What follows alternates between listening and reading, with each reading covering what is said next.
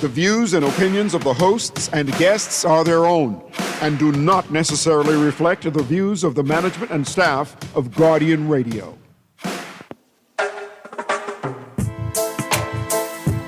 La la la la. La la la la la la la la. La la la la. I represent Bahamian people. I from Nassau, Bahamas, big up Dayton, bro.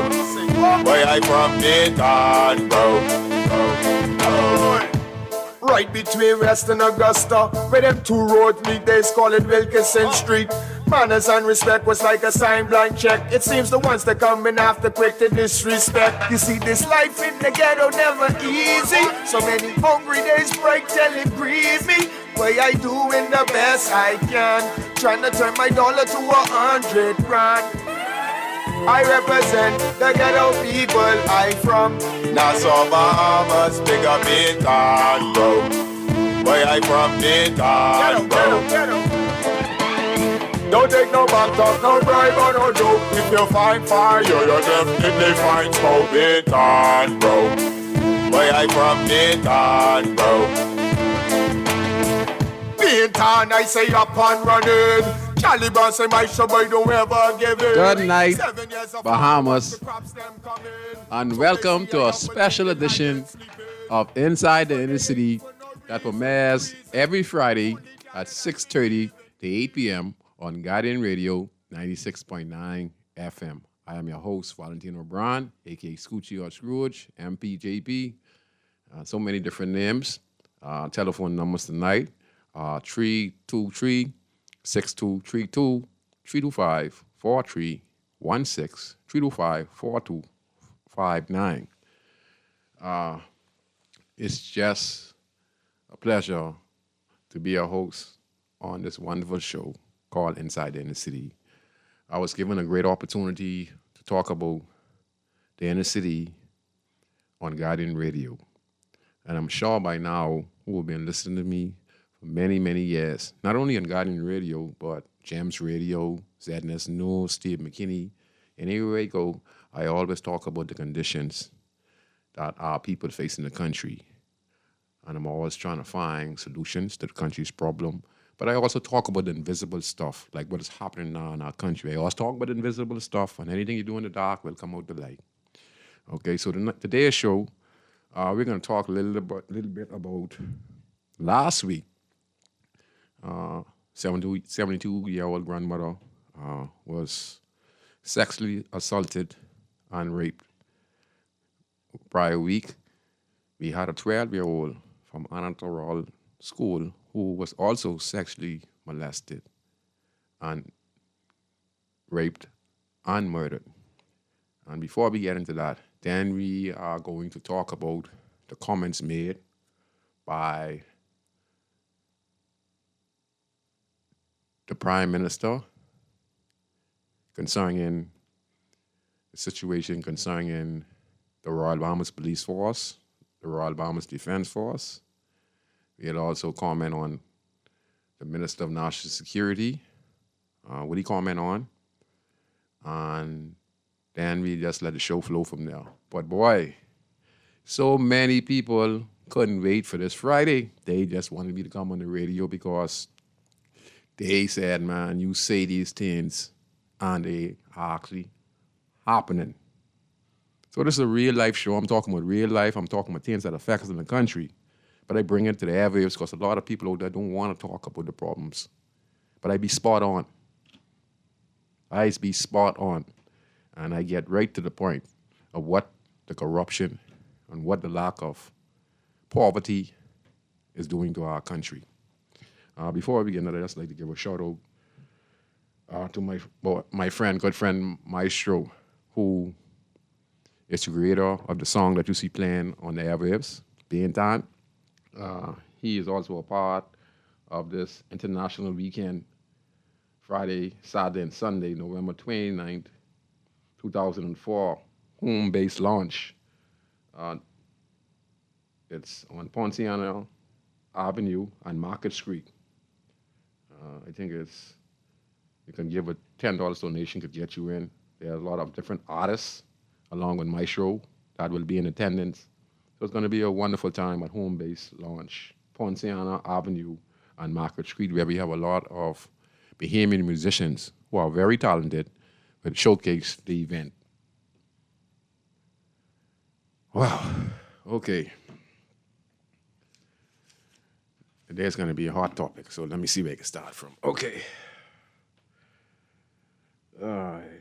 We're going to start from last week. Could we play the voice video clip for me, Chris, please? And then we will begin the show. Speak on that. Pastor Cleveland Wells of the Restoration Kingdom Ministries did make a report to the Carmichael Road Police Station last week, Tuesday afternoon, after he received a tip from a member of the community about hearing sounds and screams and cries on Monday evening. Fernando seemingly clearing the air after Assistant Commissioner of Police Shabarko Dames told reporters last week that no report or call was made. This was reportedly the same area where 12-year-old Adriel Moxie was killed. Yes, we did. We did, and it was checked, but we came up nothing. If you visit that scene that night, man, you could hardly see your hand in front of you. And we was able to check. When they got there, the pastor had already left. But yes, the pastor did, in fact, went into Carmichael Road Station. We have confirmed that.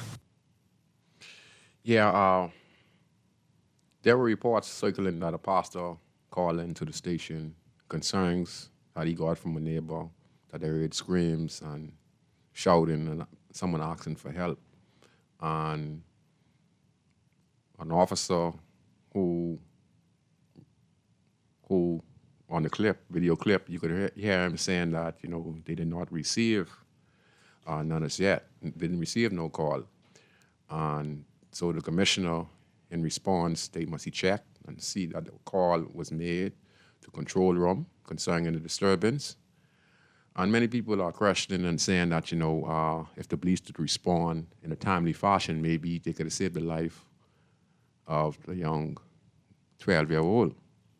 Well, while I do agree, right, and as the commissioner stated, our patrol was sent, but it was so very dark.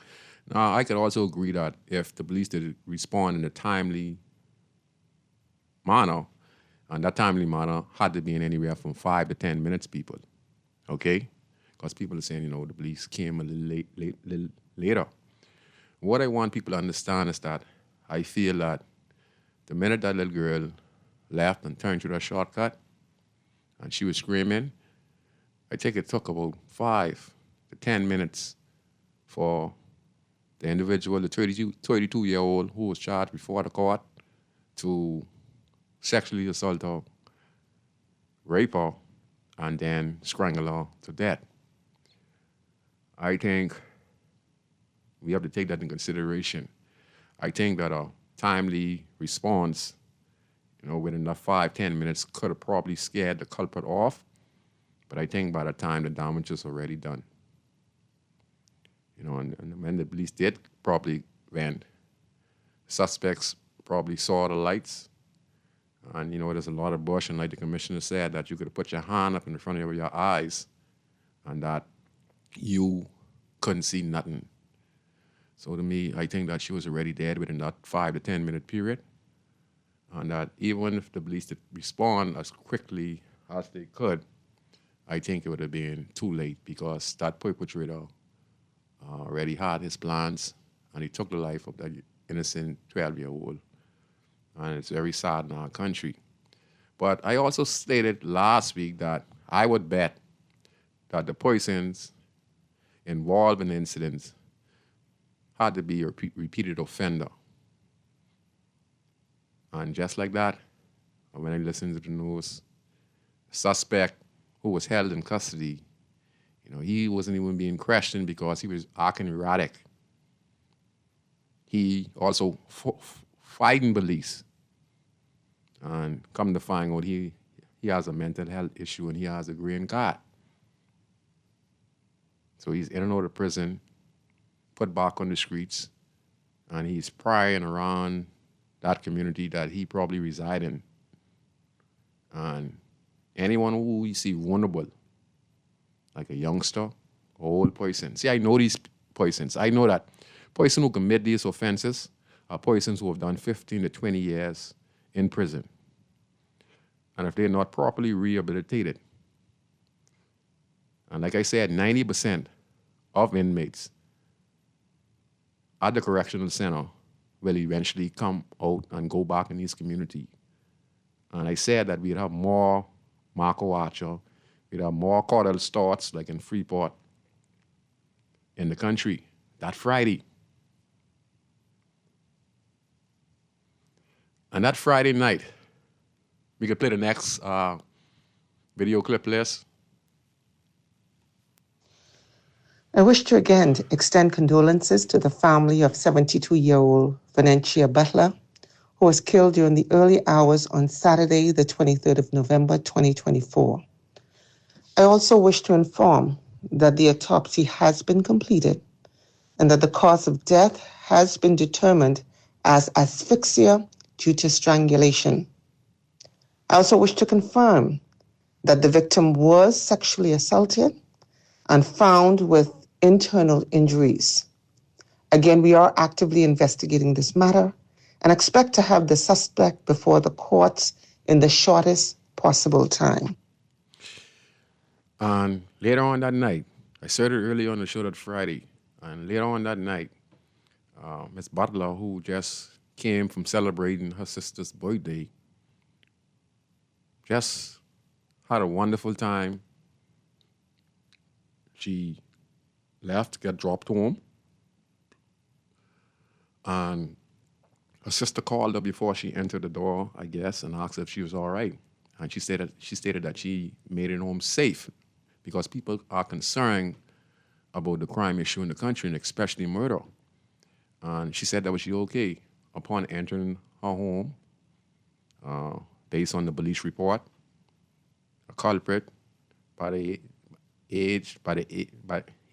his age was 25 years of age, 25 years old, was found in our apartment, and Mrs. Butler was pronounced dead. Now, if you look at both of these cases, they're similar. Both got strangled, both got preyed on, both got sexually assaulted. We had a 12-year-old and we had a 70-year-old. Now, if this don't send a sign to the country that the prison has a serious problem and that we in danger from those coming out of prison who have these criminal offenses and coming back in society, I don't know what we're going to do to correct the problem. Like I stated before, with 1,700 inmates in prison, if we don't get that population down to about 200, I don't know how we're going to do it. We're all in danger in this country because we're going to have sexual predators who are doing long time in prison, who, up at the prison, have become monsters. You know, because it's all males up there, and all goes on in the prison up there is survival. There are no women in prison. So a guy who's doing 15, 25, what do you think he's going to be doing in the prison? He's going to be there for sexual intercourse. He's going to be raping in prison. But we're not serious in the country. We're talking about 90% of the inmates coming back on the streets of Nassau are not properly rehabilitated in communities that are vulnerable, in communities that don't have no community centers. They don't have a village. Poverty is all around, abandoned houses, no togetherness. So what these individuals in their mindset, when they come out of prison, they look for the most vulnerable. See, that's the two cases you need to look at. Look how the 12-year-old was targeted. Look how the 72-year-old Miss Butler was targeted. Why? 72-year-old, fragile. She's just like a baby. So they look at all the individuals and they decided to prey on the most vulnerable, and the most vulnerable in the country are the kids and the elderly. My condolences goes out to Mrs. Butler's family. It's written in our community. My condolences goes out to the 12-year-old as well. You know, it's sad in our country.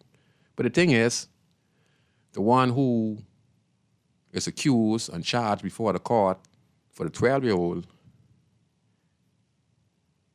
he is a silent patient. So ain't nothing much gonna happen to him. So if we're looking for justice for the 12-year-old, he ain't gonna be no justice.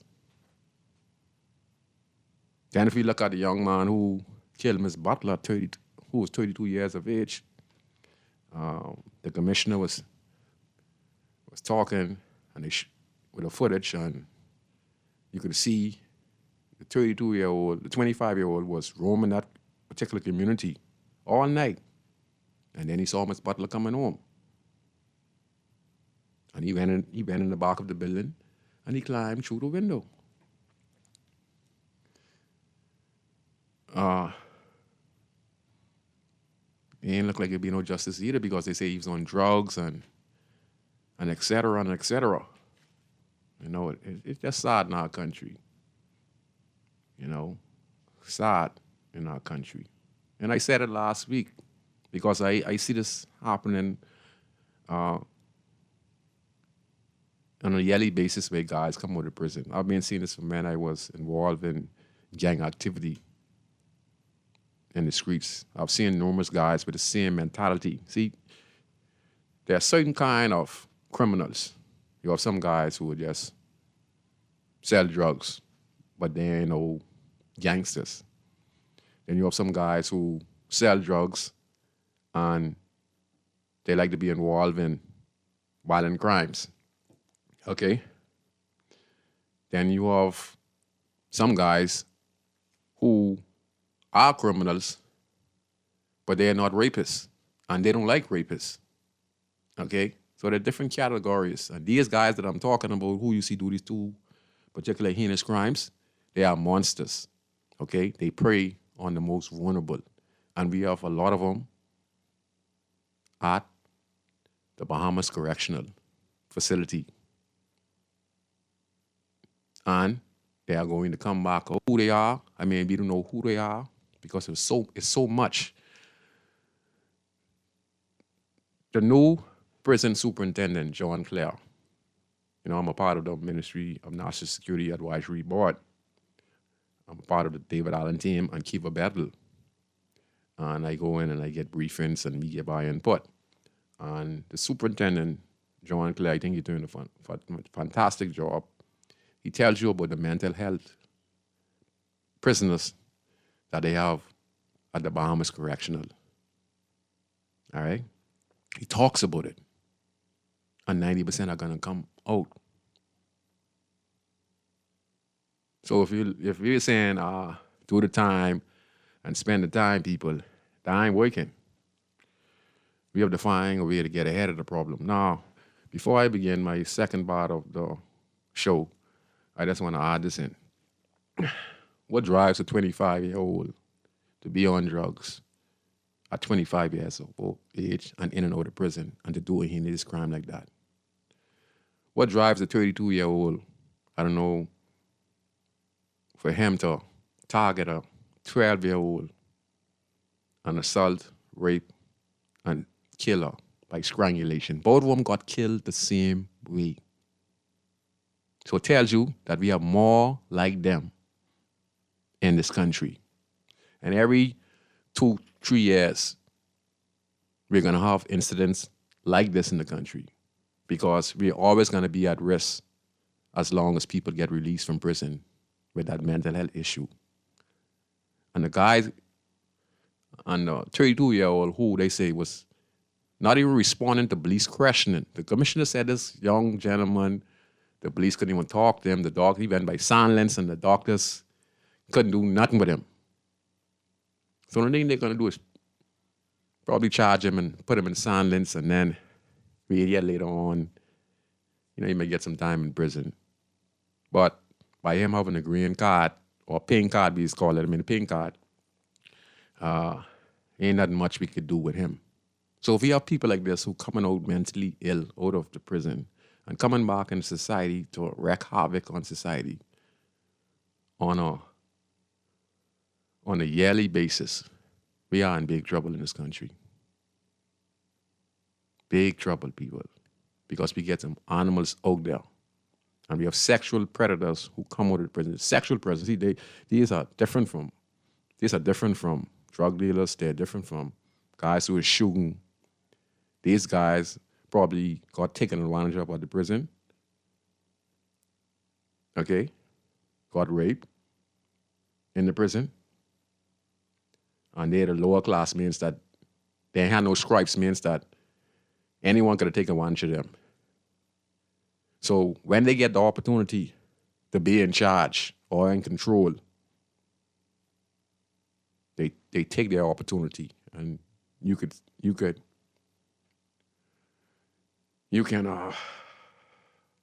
see their actions. The 12-year-old and the 70-year-old. And like I said, both of them got killed the same way by two individuals with the same mindset. And like I said it Friday. I said I would bet that the person responsible for the 12-year-old was a repeated offender.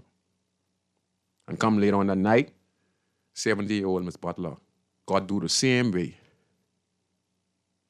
And we have more of those individuals who will be coming out and roaming our streets. So if we don't build stronger communities, if we don't empower people to be business owners and work together in that community as a village, then we all are going to be crying.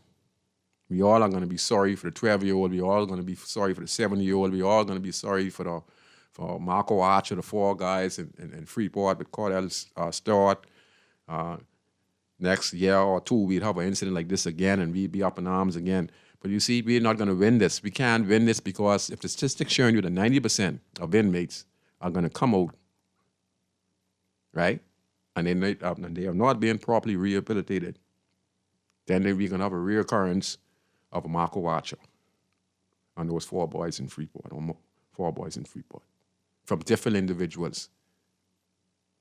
Okay? So we have to do some serious soul searching and find an alternative solution. And I think the only way we're going to do that if we can find a way and put our interests on how we could stop young men and young females from going to prison at an early age. And we have to find a way how we can deduct that 1,700 inmates that are in prison. And the sad part about it, and the most serious part about it, people, is listen to this. We have 1,700 in prison. But how many people do you think are on bail? We might have 1,700 in prison that are in custody. But when I listened the other day, they said, how much people was on murders? How much people was on armed robberies? Okay? How much people was on drug charges in the country? And that could be in the thousands. So besides the 1,700 that are in prison, we could triple that with how much people on bail. So if we looking at 1,700 in prison, right? Then when you look at who on bail, you're looking anywhere from 15 to 20 or 30,000 people are on bail for different various serious crime or more. But they're out there. Okay? And prison can't hold all these inmates. Cannot. So we're in some serious trouble in the country. Okay, now I'm going to the second part of the show. Well, just recently, what is making waves around the country, just recently we have had a senior police officer again involved in some serious charges in the United States of America. He's looking at possession of cocaine, possession of a firearm, and possession of usage of firearm. Also, I think conspiracy to import both drugs and firearm in the country. Now, remember, on defense force officer, and since the arrest, a high-ranking police official, he has talked and he has implicated a certain politician of the government. And remember I told you that a few times on the show, I said that MPs use their position of power. They'd use immigration, they'd use customs, to do business transaction with companies that come in the country. And they make a profit off it. And I also stated that, some of them are very talented lawyers, and they had their profession, before they got in politics. But at the end of the 5-year term, when any government come in, PLP or FNM, I feel that 500, close to $1 billion goes missing to the Treasury every 5 years if government change or not. I don't know where it's go, but that's how I feel. And I feel that it goes in the hands of the politicians who are in power. Some way, somehow, either going to build their house or some kind of deal is going on there. They're going to work for some type of business arrangement. Okay? So, let me see how I can put this. Boy, this is a deep one. So, the senior cop, since he's in custody, because the U.S. don't play, they were doing an investigation in 2021. This officer is in charge of the airport. He's in charge of the plane and etc. And it's stating an indictment that, let's see what it says in the indictment. Let me read it. Or the Nassau Guardian. It says here, officers discuss plan to transport money from U.S. to the Bahamas.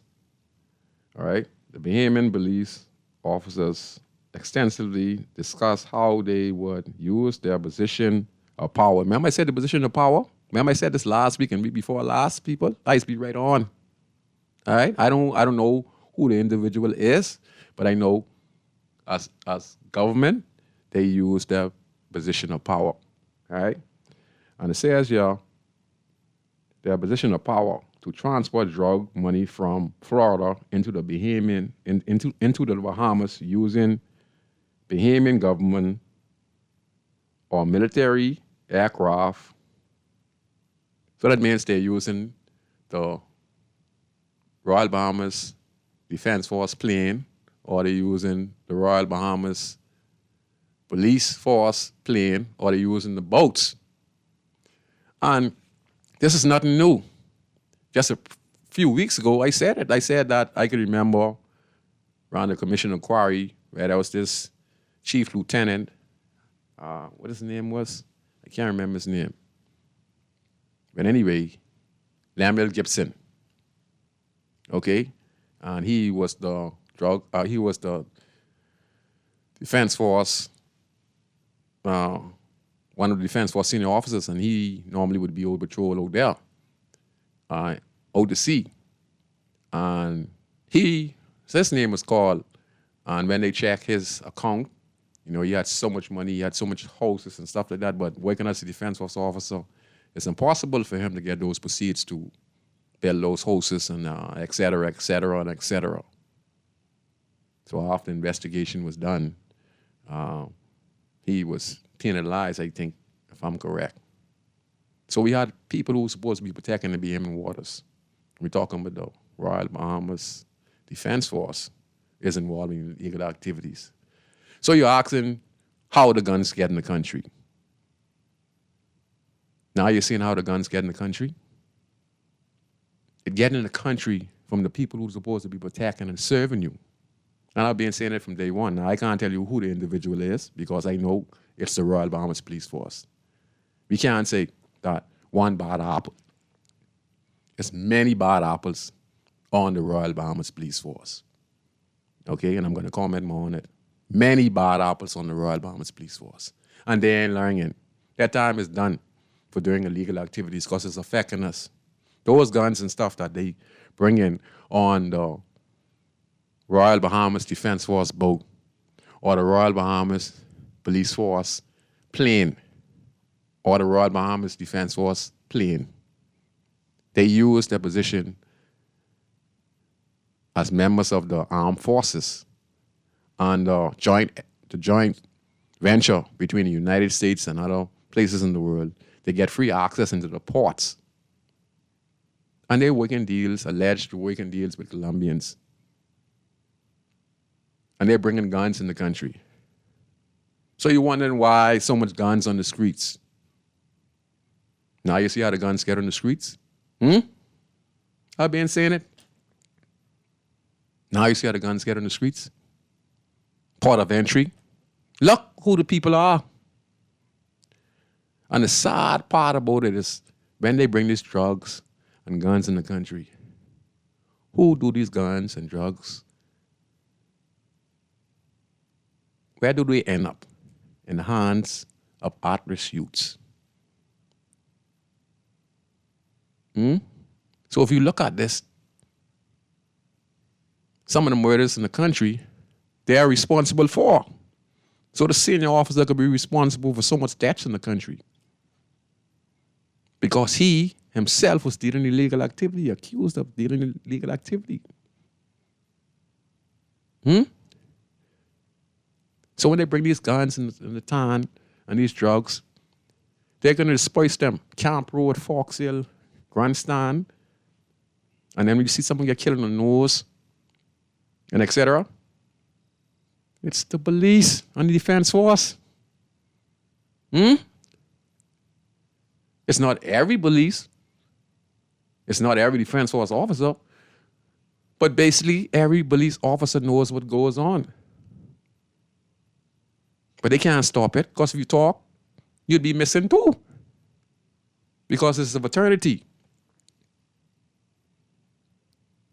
But anyway, that's all I got to say. Corruption is at its highest in the country. I don't want to say to the guys who are there on the streets, you guys ain't bad. Why is y'all going out there taking 125 or $5,000 to go out and kill an innocent person?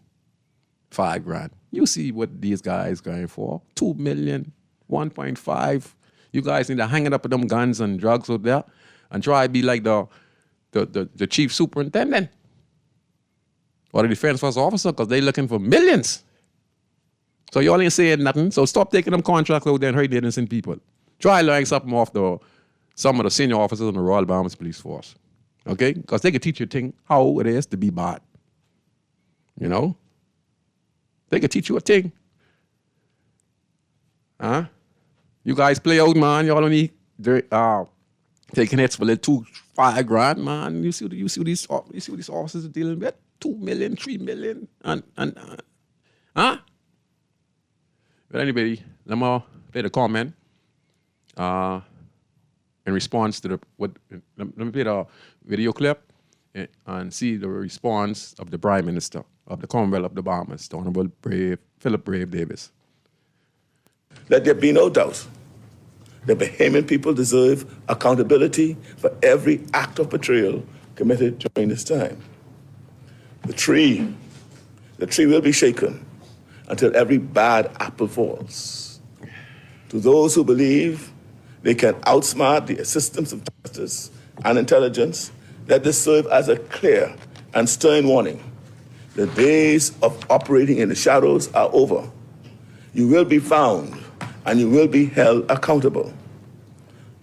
To that end, I've directed the Minister of Foreign Affairs to issue a diplomatic note requesting further details about allegations involving a high-ranking Bahamian politician. Such allegations demand thorough investigation, and no stone will be left unturned in seeking the truth. Well, you know me, I kind of like the Prime Minister, but I ain't let the Prime Minister talk, man. I ain't talking a bunch of bull crap. You understand? Because they ain't serious. How much warning do you need to get, sir? We had an inspector charged with pulling over a car and taking over close to $100,000 off a citizen. Now he's on administrative leave. We had on the Family Islands, I think last year, where we had an officer, inspector, who was running that part of the Family Island, was apprehended on a sting operation by FBI agents involving drug smuggling. A year prior, we had a next inspector or superintendent charged for the same offense. We had a police officer who was on the run as we speak right now, who was given bail by the court, involved in he was involved in let me get it right. He was involved in a shooting and got brought guilty for murder by manslaughter. Okay? I think he killed an innocent young man and then planted evidence. Then that's just when he's a police officer. Now, why is he still a police officer, not on duty, but probably off duty? The same officer, again, tried to shoot up some guys. I think they might have shoot one or two. And his colleagues, fellow officers, gave chase. And he opened fire on them as well. And they was able to apprehend him. And he ended up before the court. Now, he is on the run. We have had numerous incidents of senior cops on the Royal Bahamas Police Force and the Prime Minister saying bad apple. And you ain't do nothing about none of these officers. We just had Chief Superintendent Johnson, head of the Criminal Investigation Department at CDU.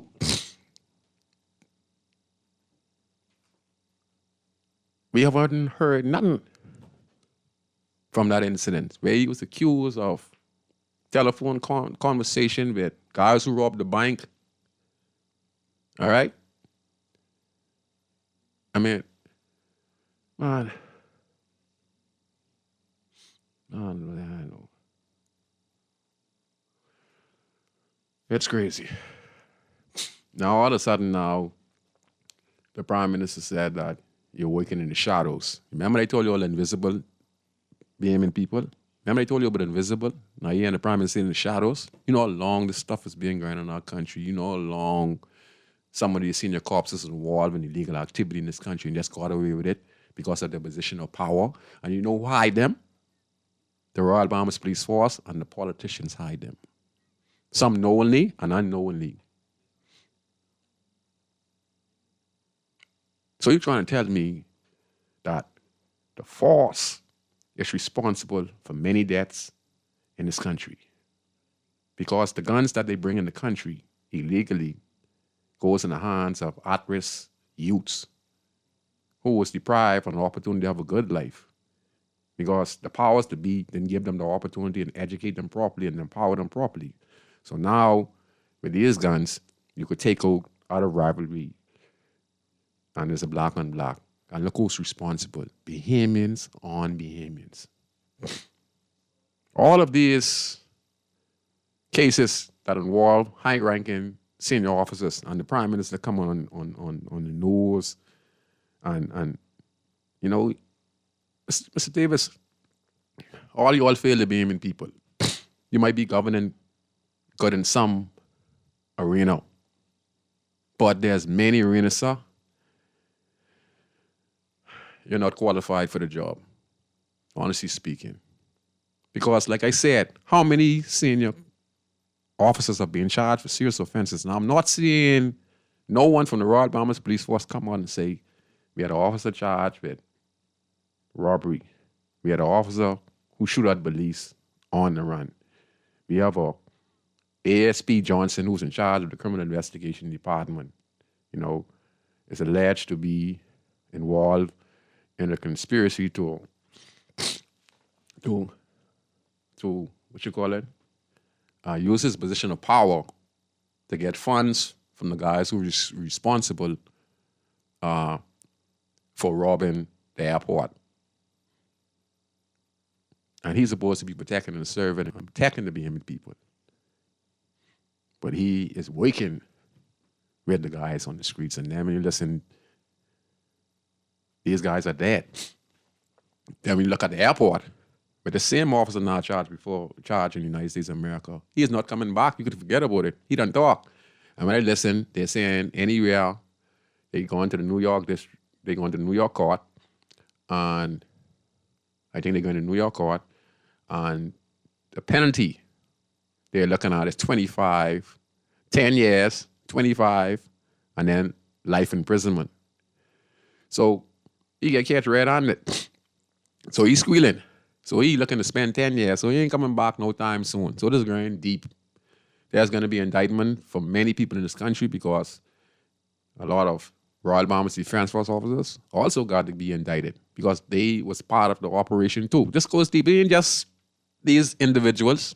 This go deep. This is a few team people involved in this, and this goes deep. You were hearing about how they're gonna use their position of power to get the drugs in the country. So they're gonna block customs. Okay? They're gonna block the point of entry and let it be a smooth sailing to bring the illegal stuff. For us to carry it to America, because that's where the money is. A key in America, in Florida, anywhere from 17,000, probably 20 grand.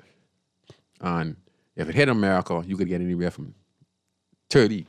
Then if it go upstate, you might could get 40 for a key. So it's big money involved. The further up you go, the more value the drugs. And then in return, they agreed for $2 million. And they also embezzling. So they're using the Defense Force boat, they're using the Royal Bahamas Police Force plane, or whatever it is there. And they're using those the Bahamian taxpayers' money, the planes and boat that we paying tax for, they're using that as a position of power to get through all of the green light means that they ain't gonna get checked. So it's a smooth sailing from Colombian drug lords. FARC. And it's called FARC. F-A-R-C. You know how long FARC been around? It's crazy. And the Prime Minister, the Honorable Prime Minister, said there's gonna be no stone unturned, and he has written a letter to the U.S. stating that, he's going to cooperate. You have no choice but to cooperate. Okay? You have no choice because now this officer is locked up in the United States of America, so you don't have no choice. You had a choice with Johnson. You had a choice with the next senior officer who steal the money from an individual, and he had to report it. Where were you then? Huh? Where were you, Mr. Prime Minister? Like I say, I'm talking on this particular matter. Governing the country is one thing, right? You're governing on good on some things in the country. You might win the next election. That's all good. But this corruption now, you're not going to run away from this. And all of y'all are a part of it. You might not be directly a part of it, so. But you allowed it because it's a party politics thing. I told you, a lot of these officers who you see have these positions, they didn't deserve to have these positions. They are good, decent officers on the Royal Bahamas Police Force who are denied promotion because they're not a part of the PLP. Excuse me. They're not a part of the F&M. Right? So because they're not part of none of these organizations, they are overlooked. And there's a slow process. So both parties, when they get in, it's the cause of this. Because when they get elected, the first thing they do, they will remove the commissioner of police. They may move the commodore of the defense force. Why? Because they need their people in place to make sure that they have control over the police and control over the defense officer. So if you use a PLP government, right? What part do you think the commissioner of police You think he's a part of a body? Huh? Don't you think he's a part of a body? Don't you? You don't see him? Huh? Huh? Some of these positions in our country are not. They are politically motivated. They put their people in place so that they could overlook the wrongness that they are doing, so that they cannot be persecuted. But you might do it over here for so long, but you see the U.S. was watching from 2021. And the surprising part about it is the same officer was in charge of the airport. So you're trying to tell me now who's supposed to be protecting and serving was using the airport, was using the plane and its diplomatic immunity as a senior police officer to actually be involved in criminal activities. How could you be sitting on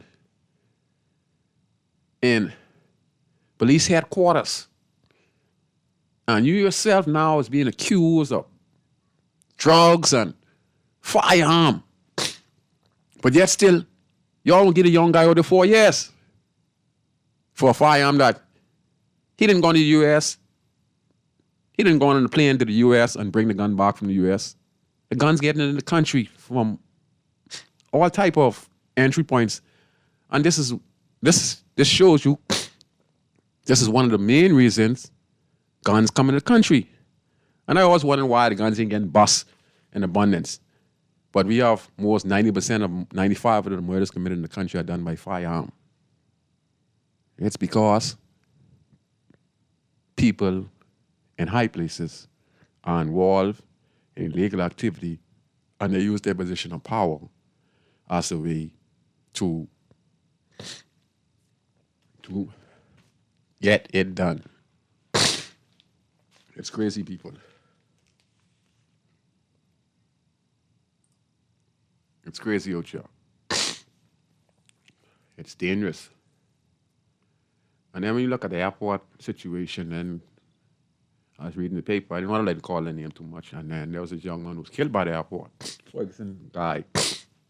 And the same officer who's now being held in custody by the FBI in the United States of America, he was in charge of the airport. And at the same time, up in the same time period, we had the situation with Johnson. And then all those guys who were involved in the bank robbery are now deceased. So it seems to me all this was tie-in. So we might even have the police involved with murder over here and all.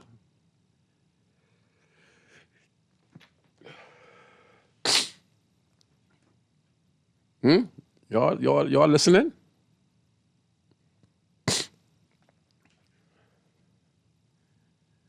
We have no more video clip day. That was today. And then, I heard the Minister of National Security, he was on Morning Blend. And, in the indictment, it states that a high-ranking member of Parliament, is also involved in this indictment.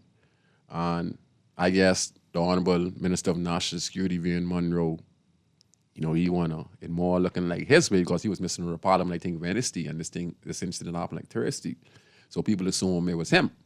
But he make it real clear that it was not him.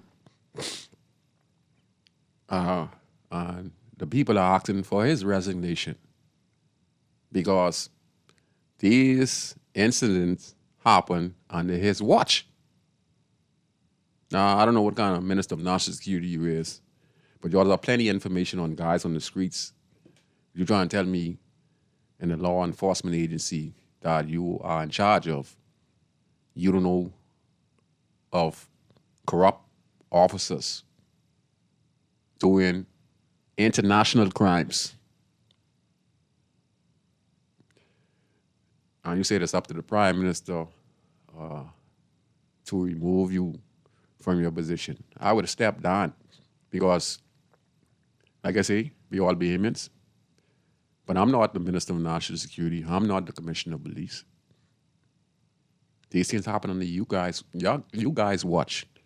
So probably both of you need to step down because both of you have failed to be human people. And y'all have not given a good response. The only thing y'all are saying is bad apples. But these bad apples been on the force for over 40 years. Some of them. So if they are involved in these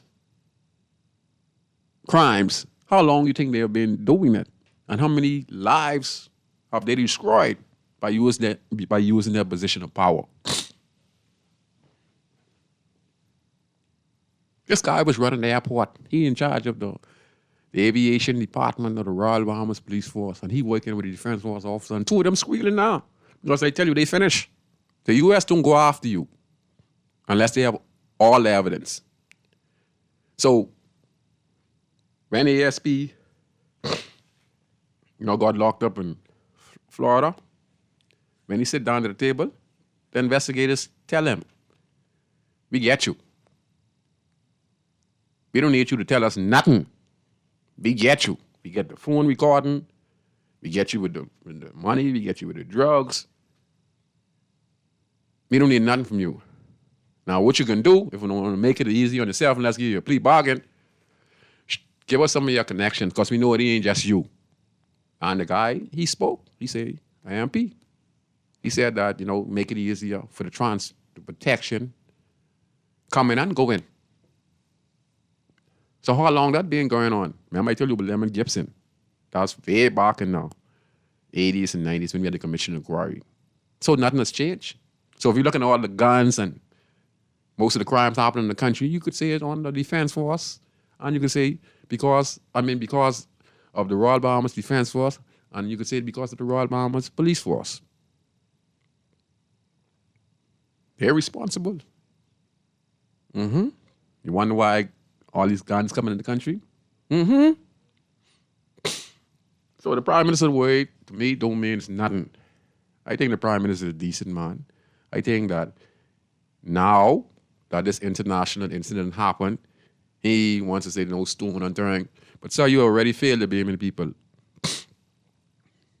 He is saying he's going to put legislation in place to combat corruption, and that no matter your position or rank on the Royal Bahamas Police Force, no matter the rank, if you're Royal Bahamas Police Force and you violate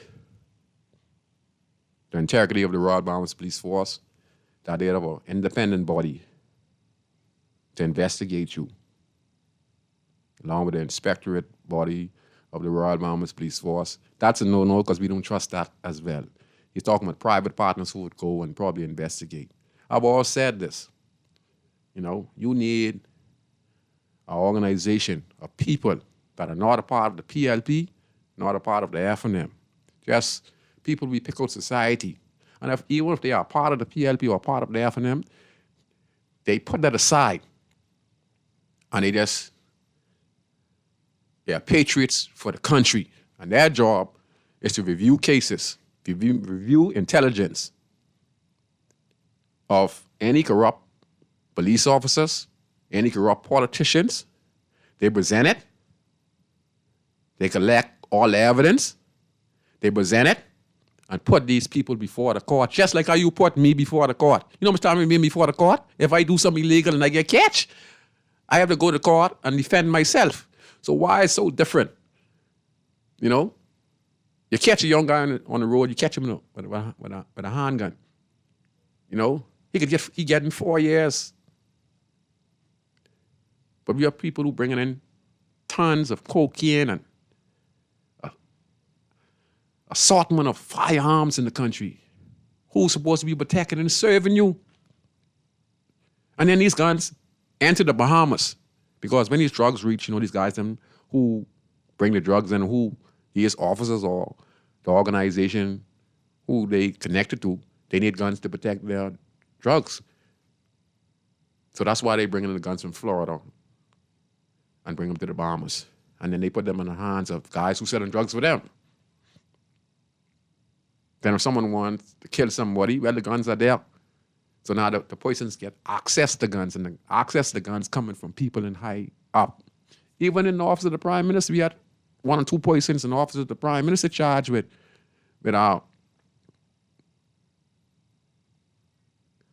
possession of gun in the office of the prime minister's office. I think about a year back. Then I think it was a lady get charged last year or so from the office of the prime minister.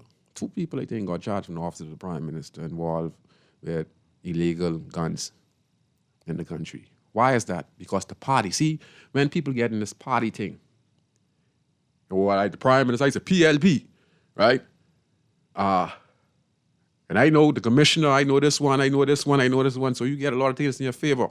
And this year corrupts you.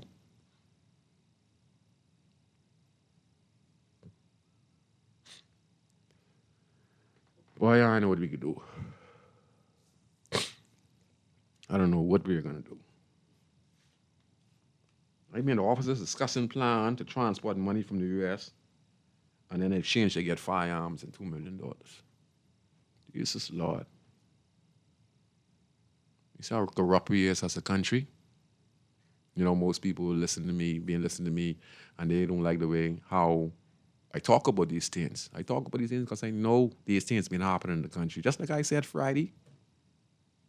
No, I said Friday, I would bet you that the persons who was involved in a heinous crime would be a person who came with a prison. And I said, later that night, a 70-year-old Miss Butler got killed by a 25-year-old who ain't out of jail. So I know the problems that the country face. There's not a lot of brave people out there who would speak the way I speak. And I always remember, you know, I wasn't just a gangster. I was a drug dealer. And when you was a gangster, and when you was a top gangster, you have some of the most serious set of criminals come to you. You know how much? Listen to me, John. Listen to me, good people. When I was a top guy on the streets, whether I was selling drugs or a top gangster in the Border Boys, if you know how many serious criminals came to me and looked up to me, it's alarming. If I walk in Foxhill Prison right now, you would see just about all the guys in the hill in me. You understand?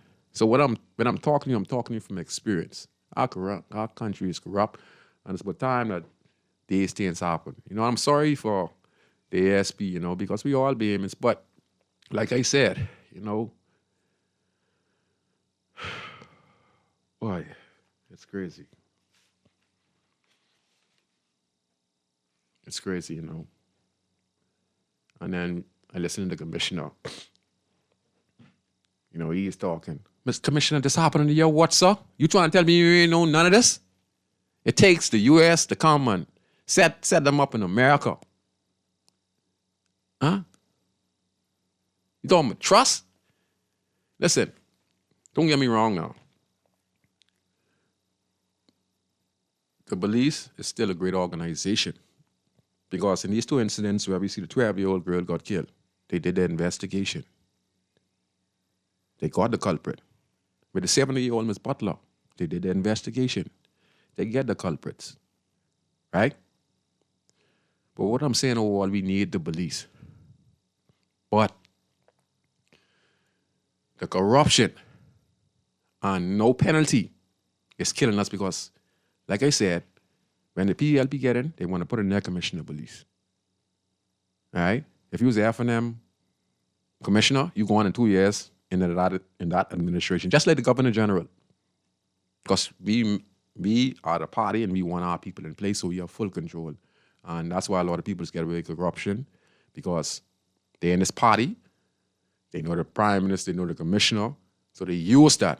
But guess what? That is done in this country. And I'm glad the prime minister stated that. But to tell you the truth, Prime Minister, you dropped the ball. Commissioner, you dropped the ball. Minister of National Security, you dropped the ball. To tell you the truth, you guys should send in your resignation because y'all have failed to be able people because these are your organization. And if it take the U.S. to come in here and send an indictment, now you're going to respond to it. We can take this one call. Go ahead, caller. You're on Inside in the City on Guardian Radio. Yeah, blessed good night in the city ambassador. Hey, what you say? What you say, brother? 52. In the city ambassador. Yes, sir. Respect, my brother. So I mean, like I'm not glad for the situation. No, I'm really not. And truly still, right? Because even as little young men growing up on the road, very Scroogey, Yes, sir. some of them was always cool with us, right? Yes. So we know who they are. But what I'm saying is, then you see the brutality in which they operate for just a joint of marijuana. Then to see these type of other scenarios, it's really frightening. Wondering like why we hate one another. Some of them just hate. Some people just hate you. They get so personal, and you don't even have a right to remain silent in this country, Scoochie. Like if they lock you up and you're supposed to give your name, way. But after that, really, basically, they just make statements and they're not professional at all. Most of them, some are, But I like to say this, right, Scoochie? About the inner city workers. I know about young youths coming up to you back in the days. They ready to do this, they ready to do that, right? Because I know, how it is.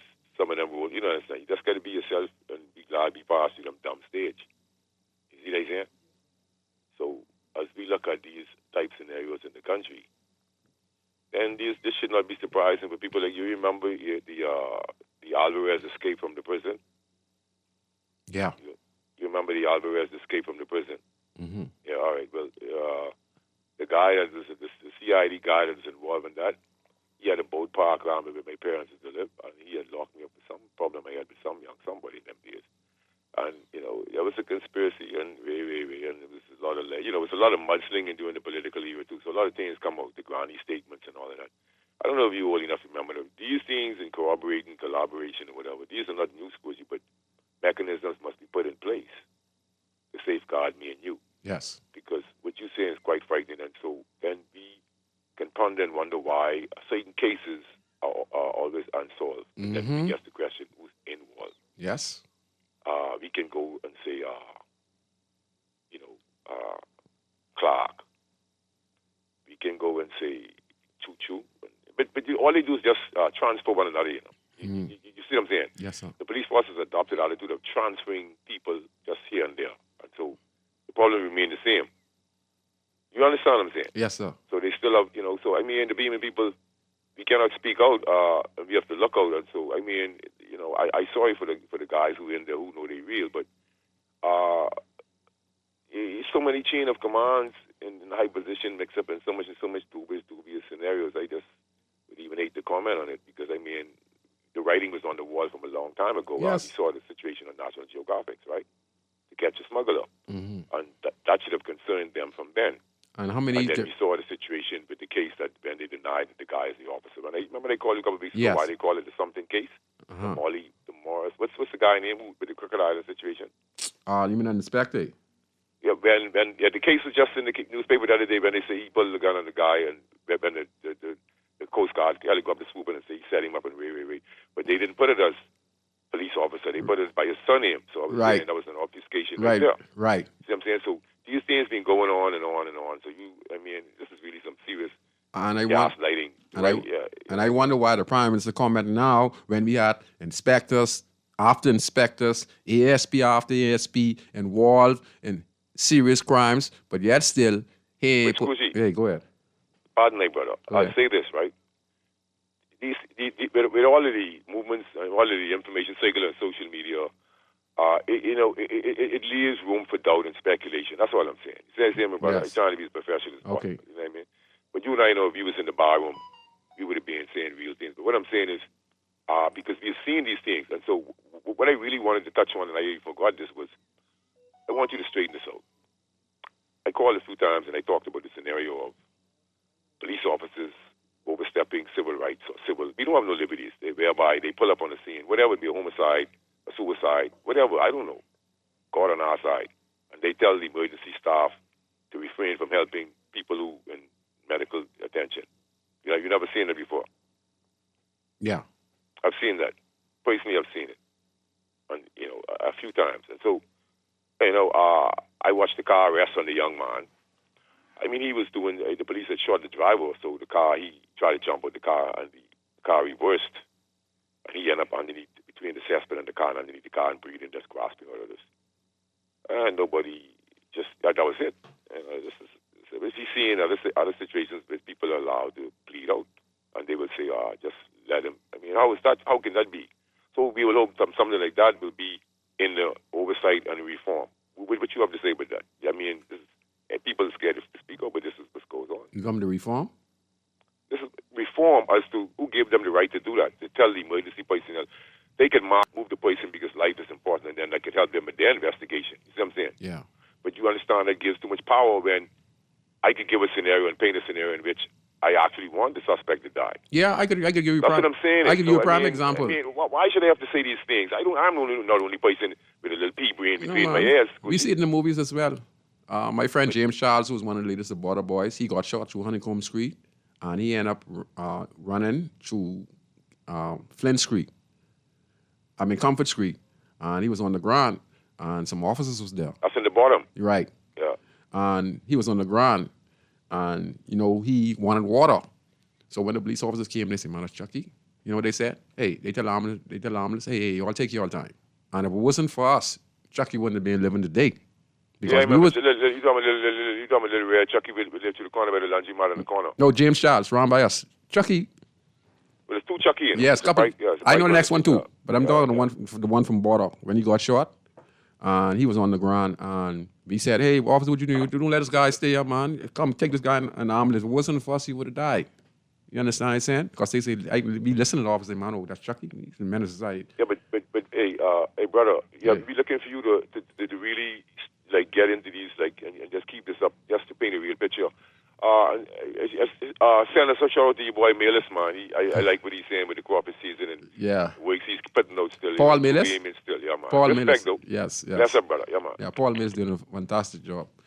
Yeah, and like I said, I'm not here to be hard against the police, It's the things that they were doing in the dark. You were with the Prime Minister state, He talking about the dark as well. And he said there are going to be consequences. Well, Mr. Prime Minister, your talk is cheap, sir. Put it to action. Commissioner of Police, I'm not saying he need to resign, but based on what has happened on this watch, and he has not addressed the fact of all these officers who be in charge. So ain't no one bad apple. This the whole thing. It's a bunch of bad apples. Ain't no one bad apple. It's a bunch of them. So how come I ain't known to police? Huh? Got a comment from my friend. He said, okay, let me read it. He said they made a mistake. He said, okay, point of order, big brother, Scoochie. They changed the top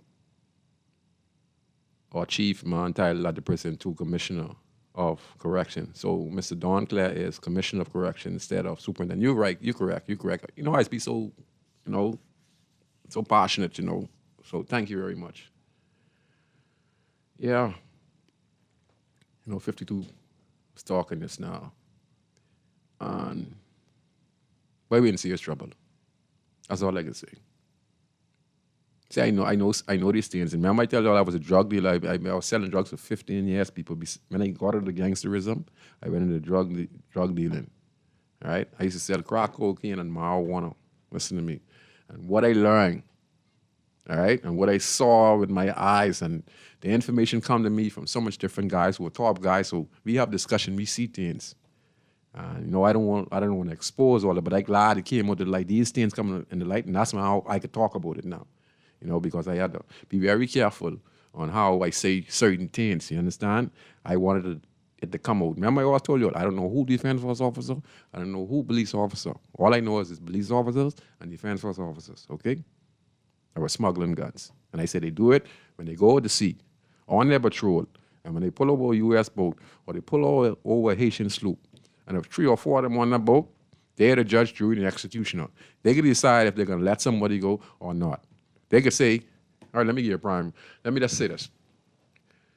Let me give you all real evidence. All right? My brother is spending 22 years in Cuba. He was one of the biggest drug smugglers in the country. Call him Taliban. All right? He would run drugs from Haiti, Jamaica, anywhere. You understand? One day, he got locked up in the harbor, Montague. All right? He told me he's going to make a run, right? So you're going fishing, but he told me you're going to make a run. I said, brother, just be careful. I said, you need to get out of the business. But that's his trade. You know, I just got to know him like in a 10-year period. You know, because like I said, my grandmother took me. My mom had six children. And she was on drugs. And she was an irresponsible parent. So my grandmother took me. And then she had 5 other kids. And she was unable to sustain them or take care of them. So social service came and they took them and they got adopted. So I was about the age of 5 when they got took. So I couldn't really remember, you know, them like that because we are being apart close to over 30 years. My sister was on the show a year back when I interviewed her. She's living in Florida now after we just get connected. And I got connected with my brother about 10 years ago. One of my other brothers was involved, and my sister was involved in the triple shooting out Carmichael Road. And 2 females were killed. Both of them were pregnant. My sister was actually 8 to 9 months pregnant, getting ready to have birth. My brother was killed along in the house. That's a triple homicide out Carmichael Road. But it's actually 5 because 2 of the females were pregnant. One was 9 months, and the next, my brother's sister, she was like 3 months pregnant. So they didn't get classified as murder. So my brother was killed, his girlfriend was killed, and my sister was killed in the house in Carmichael Road. My next brother, he was devastated, and he, you know, was involved in trafficking. That was his thing because he lived on the family island. He got locked up on Montague. Some defense force officers pulled up on him smoking on the boat where he had at least about 300 pounds of weed. All right? They pulled up on him on the crew boat. They wasn't paying attention. And they were boarded. Drugs were found. And then they said that he gave me a call. I don't know who the defense force officers are, but he was on patrol. He gave me a call. He told me the situation and told me if I could call his boss. I don't want to get myself involved, okay? I told him I could do him this favor, but I don't want to get mixed up because I know that the guys who he's dealing with are some very scummy guys, means that they can't be trusted. And he told me that the officers, them say they need 30 grand. So I made the call. All right? I made the call. I called the boss, his boss, and the transaction was put in motion. Transaction was completed, and then my brother gave me a call, and he told me that everything worked out. And he was free. And the drugs people were given back to them. Delvin Brennan, y'all go punch it up online and see he's locked up in Cuba right now. And he is one of the biggest drug smugglers. He know the seed. And everyone in this country was working with my brother. All right? I can never tell you no lie. But when things like this happen, I'd speak on it because I wanted to show you the corruption in this country. I was corrupted when I was selling drugs. I was corrupted when I was hurting people. All right? And I was wrong. And I admit it. But I changed my life around, and I ain't standing for no evil. You know what they said?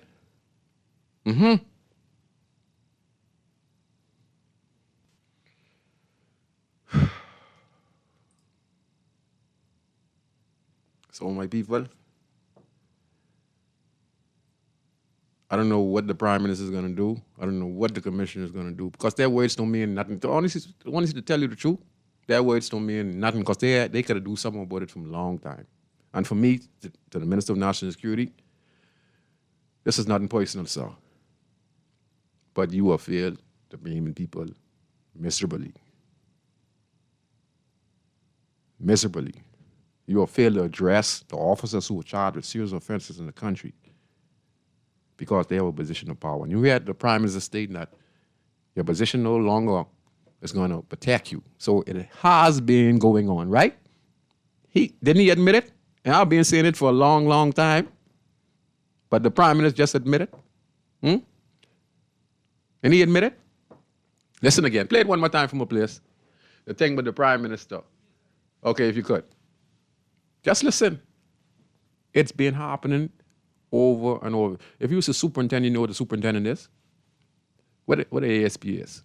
A person who's in charge of a division, a district. So if he is a superintendent, just say, for East Street, he has all those stations. He has 4 or 5 stations under his watch. And he's in charge of all those stations.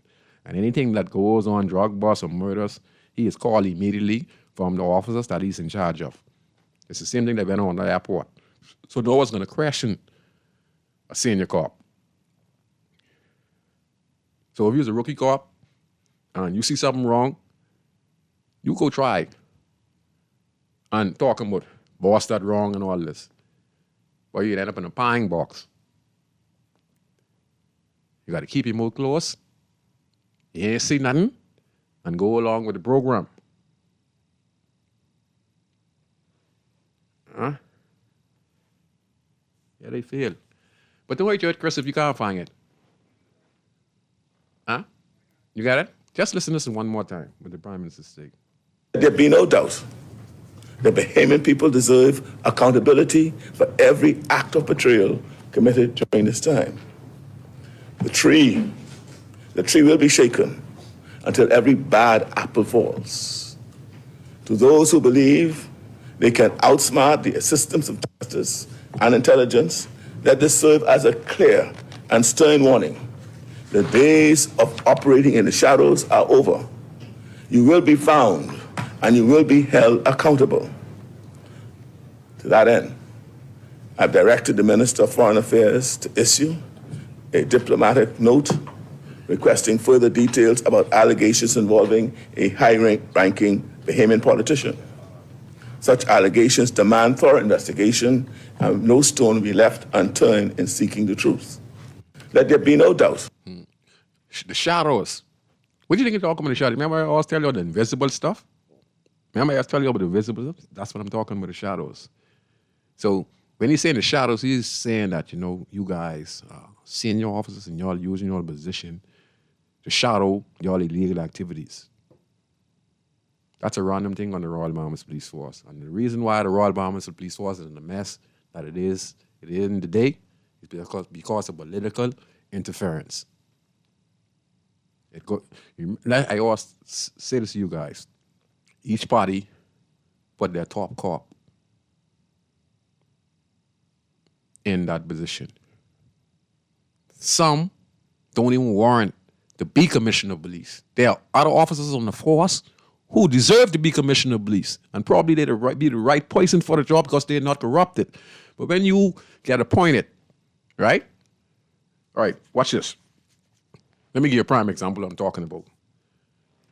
There's a lady, there was a strike at ZNS, and there was someone who came in as whoever take over ZNS or whatever the situation is. And the lady says, since this person reached, they started to victimize, and the ZNS was in a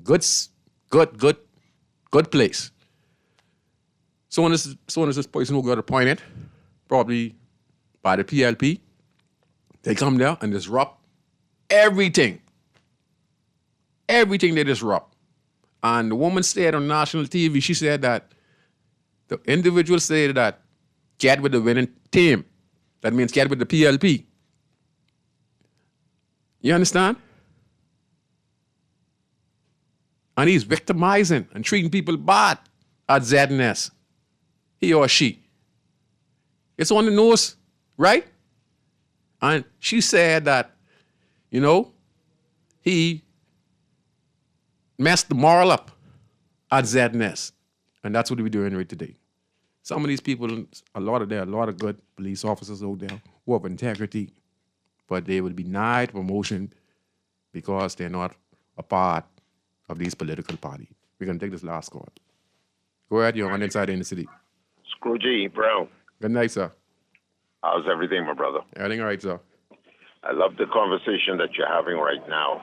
And as some of us in this country, we don't care about political personalities. We don't care about political parties. We see the degradation of our country, the direction it's going in, the black eye, that even though you are a law-abiding, outstanding Bahamian citizen, but in the eyes of the world, it indicates or says that all Bahamians are wicked, evil, and corrupt. That is a major indictment on all of we as citizens in this country. You know, Scrooge, society tends to look and suspect the small man on the ground as being the villain or the evildoers. And yet, when it comes down to these persons in high places, and persons are afraid to call these names because there has been allegations that either you will be taken out. Yes, sir. You know, some persons' hands won't get dirty, but they allow other people to take these people out. Yes. And all kind of stuff. Let me tell you something. The health of a nation is determined by the wealth of the nation in terms of the people. And if the people are acting out like this, whether it's out of desperation because society or in terms of the living conditions of this country is so harsh, so brash, you know, it's so hard to live in this country that you, who once were perhaps determined to be a middle-class person, and when I say middle-class, I'm talking about, you know, your salary was able to carry you through. You were able to pay your bills. You were able to take care of your children. You're able to take vacation away from this place. Because I can tell you, taking time away from this island is very, very important. Yes, just to get away out of this society and go and relax your mind somewhere else and put yourself in a different environment so you can enjoy life. That is very important. A lot of people dismiss it, but it's very important. You can't even find money, even get off this island to go and take a break, and you think that mental health is not on the increase in this country, we all will be delusional. But I'll tell you this one thing, Scrooge. Yes, sir. Until we address a lot of these persons in high places, and I'm being very succinct, because this is where a lot of the problems in our society is coming from, but people are afraid to address and touch these people. Yes. The problem that we have in this country is a double standard. Yes, sir. The double standard is, it's the small man and the man and the people who are in the middle who doing all the stuff, but we want to overlook the people in high places. Listen, I am so happy, even though we all know that, there are persons in the United States government that is also corrupt. Yes, sir. But it takes an outside force to come to expose our stuff, whereas our people here know what's going on. Right. But because they are politically connected, they do not want to do anything about it. Yes, sir. You as a law-abiding citizen, me as a law-abiding citizen, we will continue getting the black eye. Yes, sir. Because everybody's afraid not to go after these people. Listen, I'll close. Until we get rid of the politics into a whole lot of these things, remove these people who are only interested in politics as usual. They see the crime and not doing nothing about the crime, allowing people to run rampant. Yes, sir. Out these people and putting people who are really serious about saving this country, saving our reputation, and saving our lives as Bahamians on this planet, okay? Yes. That's all I'm going to say tonight. Yes, Thank God for you. Thank God for your program. Thank God for every right-thinking Bahamian in this country. We have a country to save. Let's go there and save it. Thanks for taking my call. Thank you very much. And he knocked the nail right on the head. Political appointees. And if we don't take the politics out of this, we do them. We do them. Because the next, listen, that's a trade, you know. Like I say, the officer who charged with indictment in America along with the defense force officer, they learned that from somebody. And even when we get rid of DSS, if we don't put the right mechanism in place to protect ourselves and to make sure that they could be held accountable, even though they're senior officers, that's why the commissioner failed. He could come on TV and talk all he want. I don't have no personal agenda against the commissioner. But he had the power to say, we had about 10 senior officers in the last 3 years who were being involved or charged or being investigated for serious crime, and he's supposed to come down on them, you know?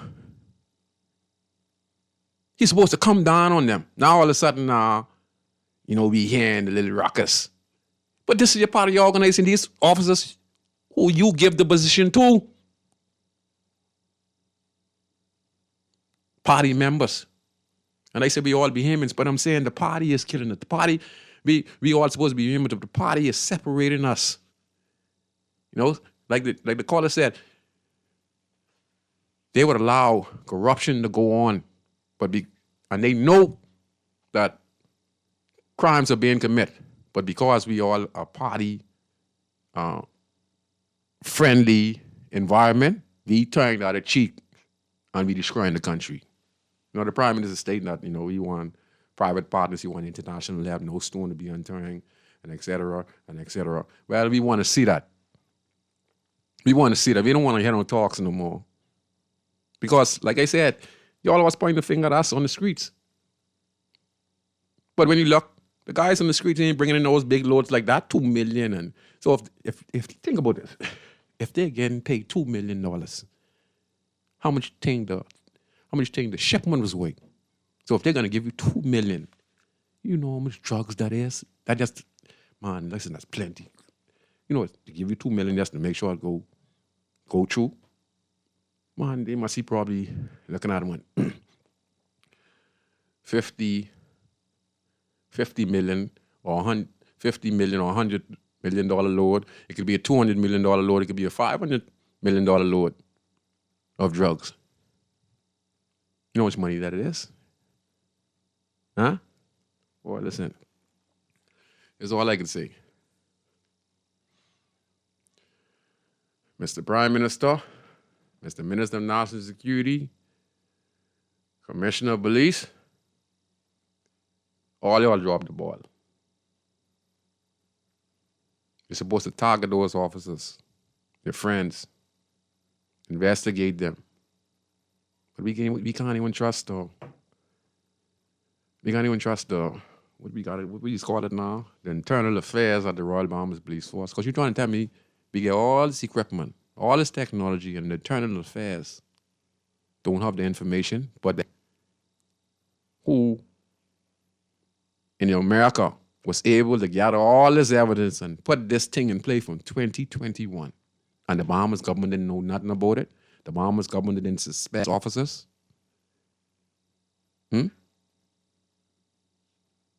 It's crazy. I know it's travel. Because I have officers who come to me too, What's this travel? Anyway, we completely out of time. And I don't know what I can say. Tell you the truth, I guess I'm close out now. So I just could try. Let me see what I can say. That's the only thing I can tell you people.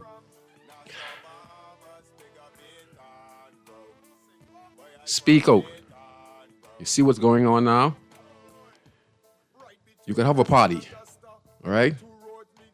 But don't let the party confuse you for making the right decision, okay? Always keep your humanity. Always fight for what's right. And if there's something that is going on wrong, try your best to do something to address the situation, okay? Because the Prime Minister now and the Commissioner now, they're trying to address it when they could address it a long time. All our lives at stake. Think about this, people. We have had so many senior officers on the Royal Bahamas Police Force charged with so much serious offenses. Why is that? It's like that because they know they are protected and they could get away with it. Now, they cannot get away with it. Okay? So, I understand what the Prime Minister is trying to do, but he needs to apply it and put private, international, and private citizen on board to investigate corrupt officials and corrupt police officers. But for the decent officer out there who are doing your job, okay? You all continue to do your job because we need you. We love you. We all Bahamians. Don't think for a minute I'm against you guys. I'm against the corruption. And it's dangerous for us. So I'm closing to the show tonight. I hope you enjoyed the show. I'm Valentino Brown, a.k.a. Scrooge, host of the talk show that comes on every 6:30 to 8 p.m. on Guardian Radio 96.9. And we talk about problems that are facing us in the country. Ben Monroe, Minister of National Security, you dropped the ball, sir. You dropped the ball. You too need to resign. And the commissioner, to tell you the truth. Because y'all have failed. All these things happen under your watch. And it take a foreign entity from the U.S. And like the caller said, they have some bad apples in America. But they still did some proper investigation. And they're trying to help us in the Bahamas to get rid of corruption and make the Bahamas the way it's supposed to be, a prosperous, a loving, a caring nation, a crime-free nation. Okay? And we can become the best little small country in the world again. But we have to address the problems that we face in the country today. And it comes from our government, it comes from our police force, and it comes from us on the street as well. But remember, what affects at the top trickles down to the bottom. So it only because it comes from the top, it ends up in the hands of the people who are at risk in the inner city community. So, hope to see you guys next week, Friday. If God spare life, enjoy your weekend, drive safe, and have a wonderful weekend. Good night, everyone.